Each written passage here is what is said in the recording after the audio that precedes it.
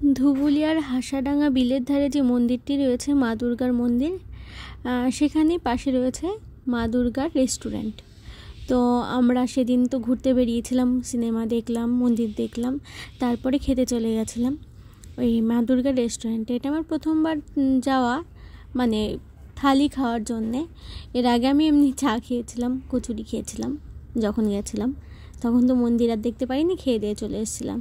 যাই হোক, এইখানটায় দেখা যাক, সবাই খুব নাম করে খাবার কেমন হয়, অনেক কিছু দিয়েছে এইখানটায়। আমরা একটা মা দুর্গার থালি নিয়েছিলাম, স্পেশাল থালি বলে একটা রয়েছে, সেখানে একটা পোলাও জাস্ট অ্যাড হবে, তাছাড়া সমস্ত কিছুই একই।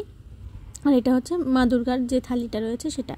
দেখো অনেক কিছুই রয়েছে, শাক ভাজা, আলু ভাজা, তারপরে ডাল, সয়াবিনের একটা তরকারি ছিল, কাঁকরোল দিয়ে একটা কিছু ছিল সবজি, আর পনির ছিল। পনিরটা কিন্তু বেশ ভালোই ছিল।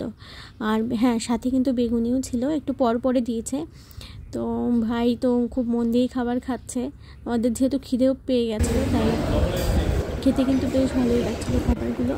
আর এটা কিন্তু সম্পূর্ণ নিরামিষ, মানে পেঁয়াজ রসুন কোনো কিছুই নেই। খাওয়া দাওয়া কেমন করলি? ভালো। তুই? আমার তো নিরামিষ চলে না, তাও চালালাম। নিরামিষের খুব কষ্টে চলে আর কি। যাই হোক, খারাপ ছিল না খাবারটা, ভালোই ছিল। তো ব্লগটা এখানটায় শেষ করছি।